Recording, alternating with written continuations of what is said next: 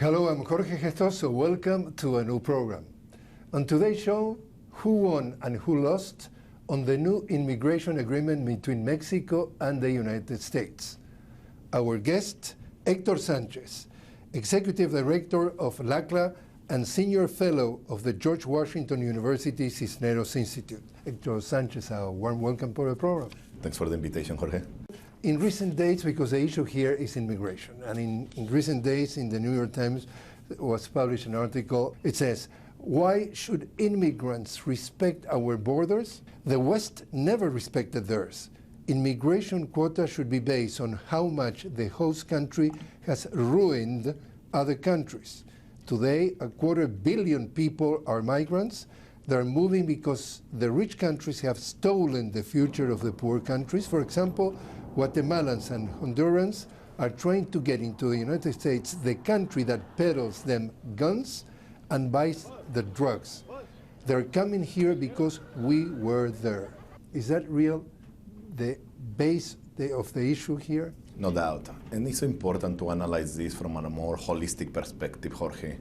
Usually the way immigration has been analyzed in the nation, in the United States, is we blame neighboring nations for the issue of immigration, and we blame immigrants for the issue of immigration.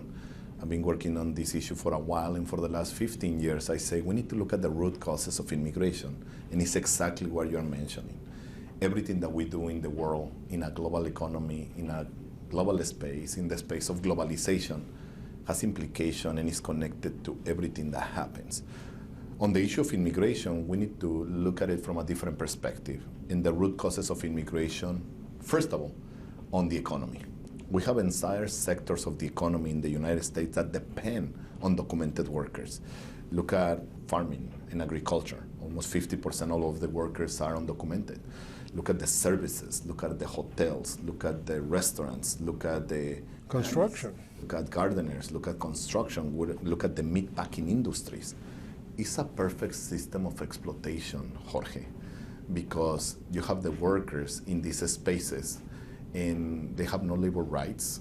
They can be easily deported. So for the enforcement-only policies on immigration, make it so easy for them to be exploited and be deported to the countries of origin. So what we're saying is, if we need these workers, we need to make sure that there is a system of inclusion. There are workers that have been here and contributing to the economy for years and even decades.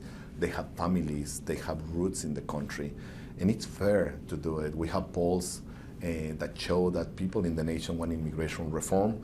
We have studies from the right and the left. Even the Cato Institute show the benefits of having immigration reform. Billions and billions of benefits of including these undocumented workers into the system. But still, instead of moving in that direction, we have the most extremist president in the history of this nation saying no to immigrants, attacking Latinos, attacking everything that represents what we are, and attacking our neighbors. That is a horrible problem when it comes to bilateral relations and regional relations, not only on trade, but on all the different issues that we collaborate on. And the same article that I was mentioning to you, that has been written by Suqueta Mehta, suggests that to avoid what he calls the immigration tax, he says the rich countries would have to restrain their multinational corporations from ripping off the natural resources wealth of poor countries and make sure that global trade is more equitable. Or else, he said, the migration bill from the devastated country would be prohibitive.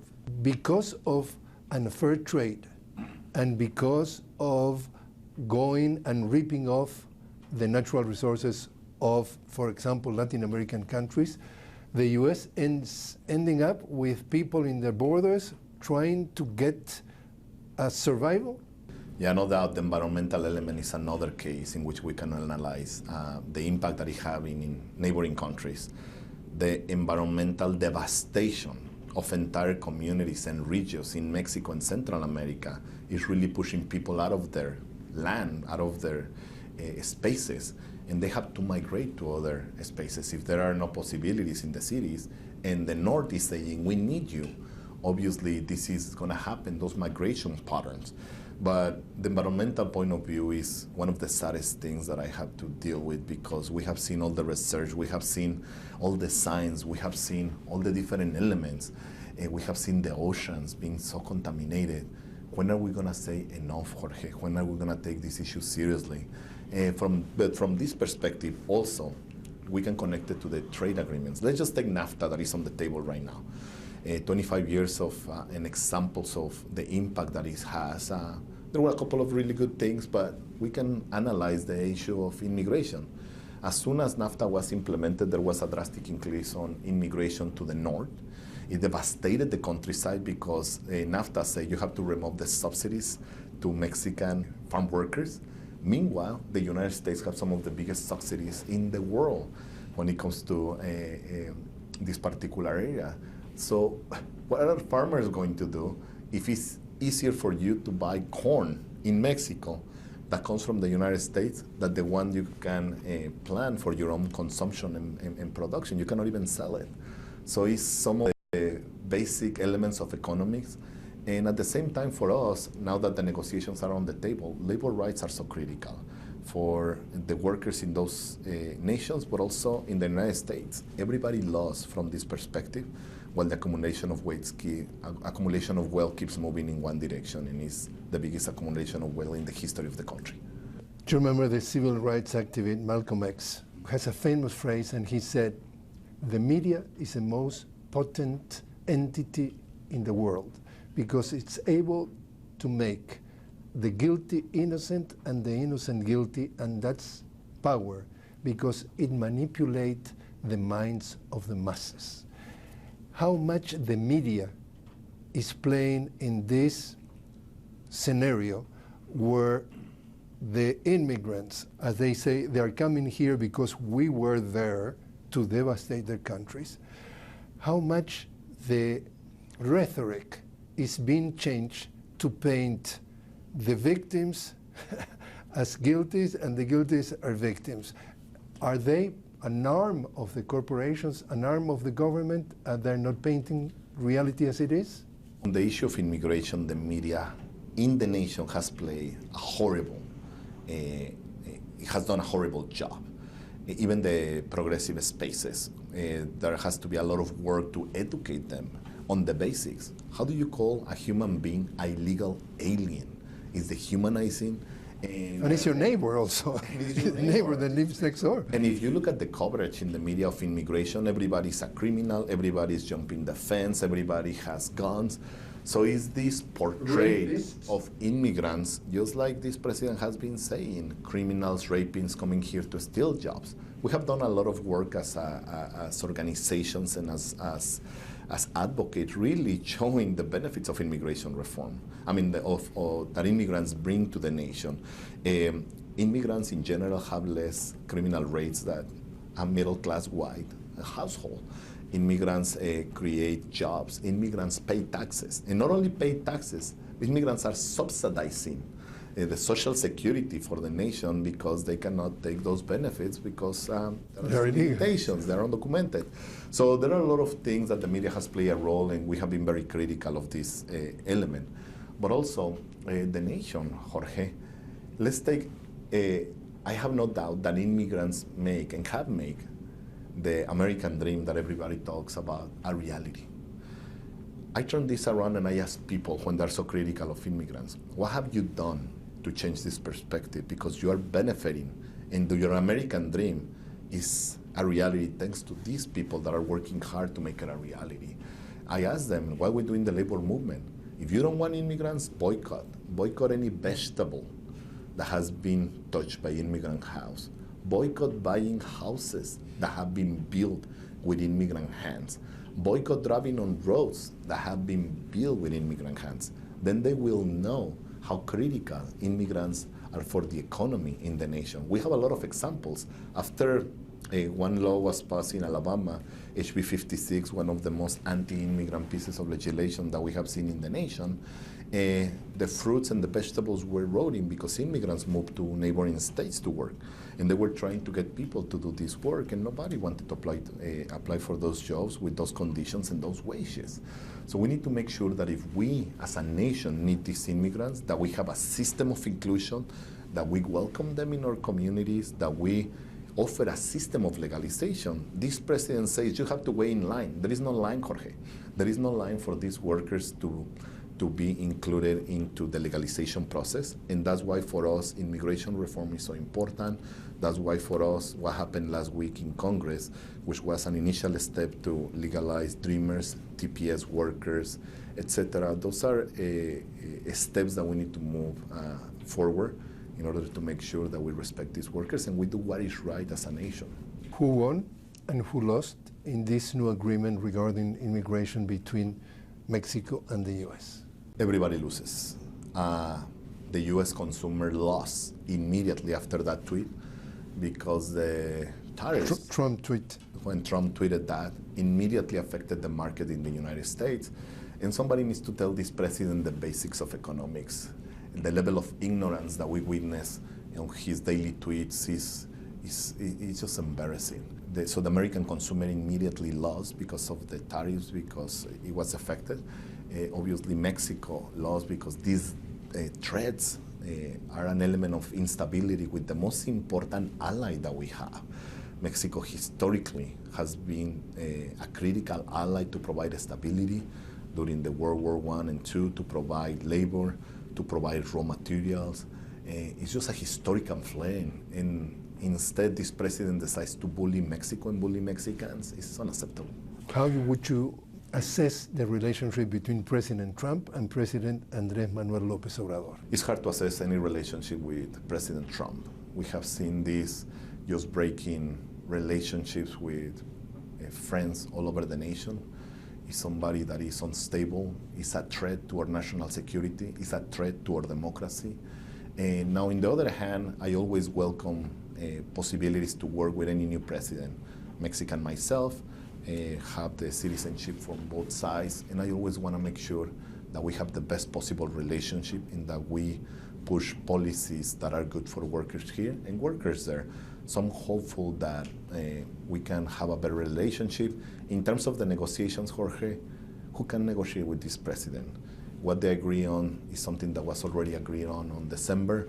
I personally believe that Mexico needs to be a partner to our Central American brothers and sisters and not fall into the threats of this almost dictator that every morning wakes up trying to implement different policies and attacks and threats. Let's remember, it's not the first time that we have seen something like this. He cut the aid to Central America. I mean, Central America needs a Marshall Plan to stabilize those economies, and instead he's cutting basic aid that the U.S. was offering to Central America. He also threatened to close the U.S.-Mexico border, 2,000 miles of commerce, collaboration, trade, culture, and cities that are together. I live in El Paso with Juarez. I can see how those cities interact, and he's trying to close the border. And now the last tantrum that we have seen from this president is the issue of the tariffs. And talking about the tariffs, even if has been avoided that in this week tariffs will take place, he mentions that he will keep an eye on how Mexico is performing, and if not, in 90 days they're going to get together, and probably he left the door open to at least threaten with tariffs. So nothing is really written on stone. And that's why I say that everybody loses with negotiating with this president. Because even if you agree to what was agreed on last week, he can come back and say, I changed my mind today, and a tweet do something different. How do you hold your best ally, your next neighbor, accountable by threats on an issue that you as a nation literally created? Again, going back to the elements of interventionism in Latin America that destabilize democracies, that supported dictators, it has an element of instability. And all the issue of drugs, Jorge, We, the United States, are the nation that consumes the most drugs in the world. 25% of all the drugs that are in the world, in Mexico and Central America, are providing those drugs. That creates instability. All the guns that they have come from the United States, so we can keep going on and on. But we need to make sure that this messaging is heard, because otherwise we're just going to continue with punitive measures that are not helpful for our neighbors, that are not helping move a binational agenda forward or an agenda with the region forward. So this is the wrong way to approach working with neighbors. It lacks all basic elements of diplomacy. It lacks all the basic elements of rational approach to economics. It's just very difficult to move in a bipartisan. And you were mentioning drugs, and we go back to the same way media is playing favorably in order to create that image that people in this country are victims. They are victims, quote unquote, of migrants, even though that in the article of the New York Times they say they are coming here because we were there. In terms of drugs, you mentioned 25% of the world consumption. In terms of cocaine, we're talking about 5% of the world population. The US approximately consumes 50% of the cocaine of the planet. So here the problem is not that we Americans are the most or one of the most drug addicts in this planet. The problem is that we are victims of these awful people from Latin America that comes to poison our children. We are not drug addicts. They are the boogeymen. The migrants are coming to fill our schools, our hospitals, rob our jobs. We have nothing to do with nothing. It's amazing the way that things are presented. So if you're an American, you sleep very well because we are being protected by Donald Trump from those attacks. Because Donald Trump is saying that building a wall, or now with new laws or agreements, he's protecting the Americans of the drug traffickers. It's not the problem that he should fix, that is the drug consumption. Drug consumption is not in the issue. What is going wrong to paint reality in such a way that is so different from what it really is? And it's so critical, and the messaging is so important. It's so important that we need to have a level of empathy, a level of understanding, a level of just basic facts that are reality, because otherwise we're going to continue with this kind of messaging. As an immigrant, Jorge, I thought about so much about what it means to be an immigrant. I love to be able to be included in this nation, to be a US citizen, and that's why constantly I try to make sure that we are a better democracy.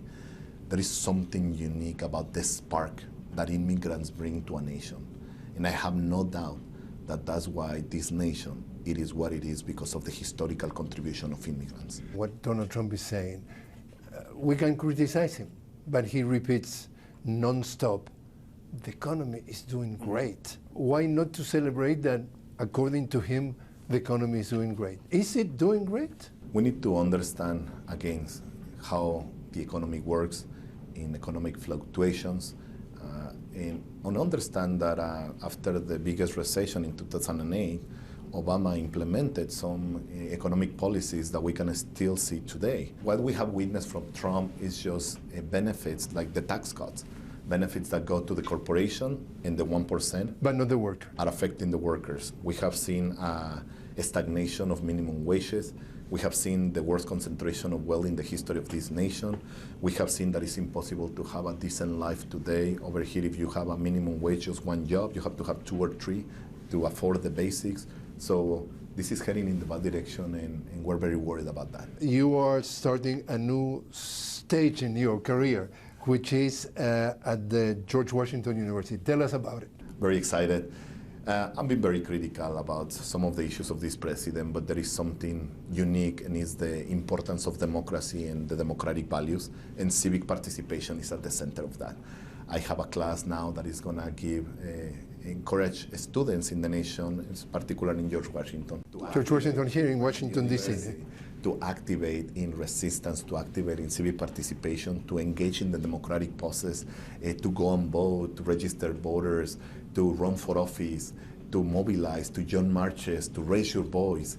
And this is so exciting for me, and it's something we're trying to do all over the nation because, yes, we have seen a lot of negative things from this president, but the greatness of democracy is that we have also seen amazing examples of responding to this. The courses are going to start when and how people could enroll? We're going to put this online so they can really see everything that is happening in the nation.